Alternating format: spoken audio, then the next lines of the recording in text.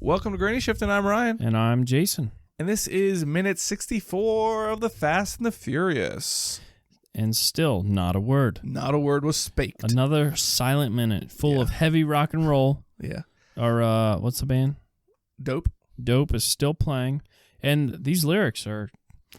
I don't know if they chose the song for the lyrics. No, more the feeling you get when listening to it. Yeah. Let's read some of these, though. Glamour games or plastic fame or the king of Hollywood. And now we're getting a nice shot of Hollywood, I guess. Look at these houses. Fancy houses. Yeah, but they're all exactly the same. It's like a development. Yeah, of all. Yeah, but it's like they're huge houses. Yeah. It's like 3-car garages. And I think I saw this on Weeds. Did you ever watch the show Weeds? No. That was a good show. Was?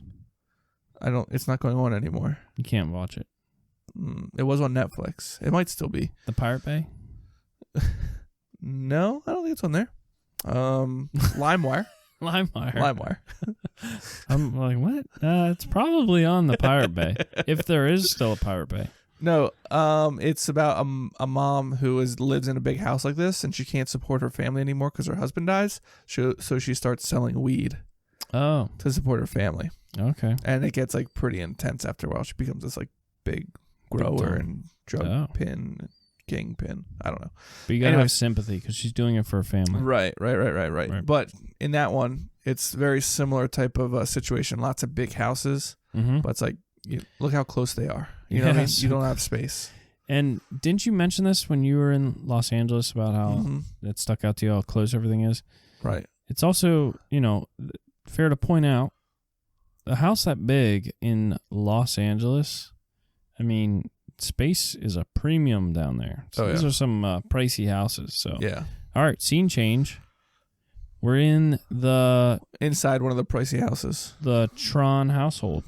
Tran. Glamour games we already read that Tron. lyric. That's a different movie. Yeah. So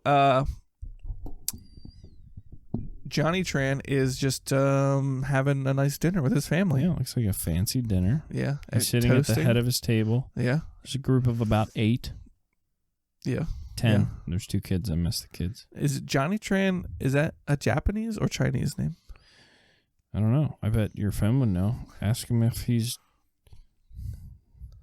It could be like Taiwanese or South Korean. Either way, I know that they're like very like... I know what you're getting at here. They're very... traditional? Yes, I would say traditional. And a lot of it, like, there's a lot of honor within the family. Right. Like, it's not just like... But, like, you have to, like, honor your parents. If you don't succeed, then it looks bad on them. Oh, yeah. Yeah, that's definitely... like in Mulan. Culture. You know what I mean? I don't know if I saw Mulan. If I did, Mulan? I've seen, like, a couple minutes, thousands of times over and over. But it is something like if you fail as a child, the parent has failed in raising you. Right. So it's really important to the parents that their child is successful. Right. And I think that's in either Japanese or Chinese culture. Right. It exponentially more than I hope I'm not American. offending anyone that I don't know, which... Just let us know in the comments. We'd like to read it. Just let us know. Please don't be offended. Some more lyrics: dazzling, flamboyant things, or a top hat on my head. Whatever that means. Makes sense. Yeah. Sounds like Ryan Feaster wrote these. That's like if I was really angry and wanted to write a rock song, that's the kind of stuff I'd write down. They're like, nobody's listening to the words anyways. You can just write whatever you want. Me and Ryan used to be in a hardcore rock band. Yeah. Is that what we called it? Hardcore? Yeah, it was like screamo. Yeah, somewhere in between there. Yeah, it was pretty intense. Yeah, check our MySpace page. Yeah. Okay, so I was gonna give it out. I was looking for some blank CDs to make a CD like 2 weeks ago. I found the Sound Curfew documentary. Oh yeah. At least like 1 or 2 or 3 discs. I have them all on my laptop actually. Really? The problem is there's no music on any of them. Oh, it's just Feaster cut all the music out. It was just like us going to practice and going to shows and stuff, and then the actual music was cut out because he was going to release like the music and videos of the shows. I don't know if he ever did. I don't think. Anyhow, we had a lot of hard rock songs with a lot of lyrics that kind of left you scratching your head. Yeah, I didn't really worry too much about the lyrics. Most people couldn't understand them. So Yeah, no. But we were screaming them so loud. They still couldn't hear us. We were expressing our feelings.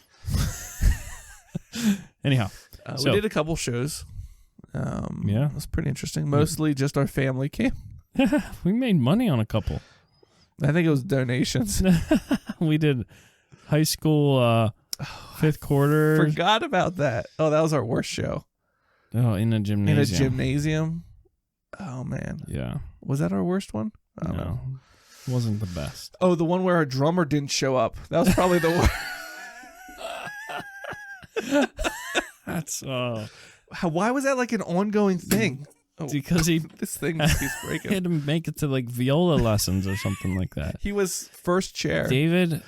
No, he was second chair, or I don't know, whatever in it the is. state or something like that. In the state. David Howe, orchestra. master violinist, expert drummer. He was amazing when he at the showed drums. up. Yeah.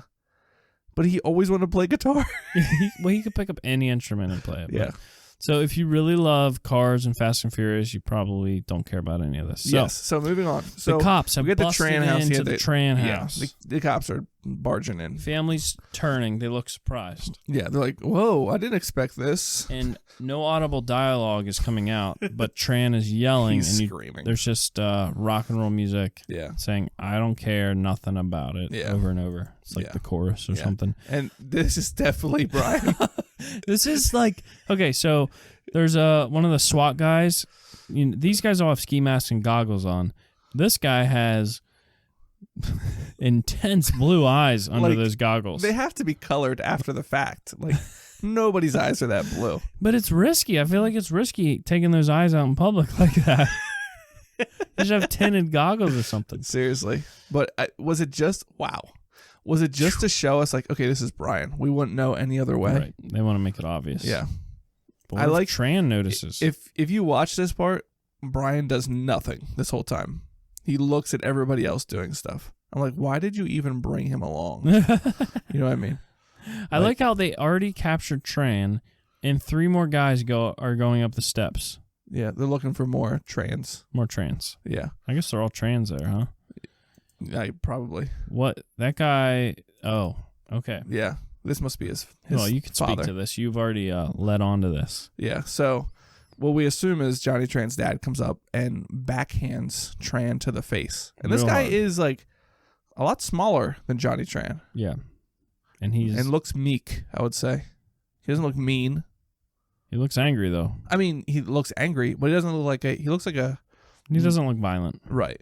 But he backhands Tran to the face enough that Tran's head almost comes off his neck. Quite a twist. But yeah, this is what you're talking about earlier with dishonoring your family. Right. The father just sees, oh, my son is getting arrested. He's done something, and my name has forever been tarnished. Yeah. In my big house. Which is just like my neighbor's house, which is exactly like his neighbor's house. But they are like up on a mountaintop here. Yeah. Like when we look out the front door, I mean, his dad is very upset. Furious. And Johnny Tran is upset too. And Brian's goggles barely fit him. They're about to fall off his nose. But that looks so funny. We had the view out the front door here. Wow. Look at that. That's... You're right. That guy Hollywood. is FBI. No, he's police. What? This guy here. No. Can you back up a little? I thought the front of their shirt said FBI. And then the backs said... let's pay attention. All right. So, can you see anything on these uniforms? No. It's the guys in the blue shirts that aren't all covered up. Oh, okay. Yeah. That's the FBI guy, the big guy. Yeah, the big guy. I mean, he's like high on the food chain guy. Right. He's also running large. The show. Yeah, he's also large. So they exchange a glance here. That's like we got him. Our work is done. Yeah. That's it. Scene ends with a fade nice to blue skies. Blue sky. Yeah. Fake looking. Yeah. And that's the end of the minute 64. Whew. Already? It's crazy, I know. Think they'll talk in the next minute? I think we'll get some audible dialogue. That would be nice. Really, this song, though, gets me really amped up. So, I mean, you obviously, since you've seen it before, you know if Johnny Tran did it or not. But right. Do you think they had enough evidence on him to send an entire team of SWAT into his house with guns raised, ski masks on. Like, yeah, what is that's he like? Like, he's not like a guy that, I don't know. He's hijacking trucks. Right. No, why they come in with this huge team? You'd have to think he was super dangerous. Like, right. Yeah, like you're not walking into a mobster's house. Yeah. Yeah. A terrorist of some sort. Right.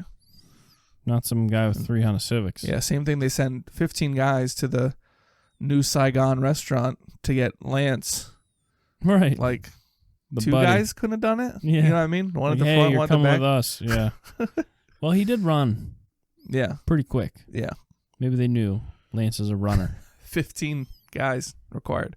Anyways, that's the end of minute 64. Thanks for listening. I'm Ryan. And I'm Jason. And don't forget, winning's winning.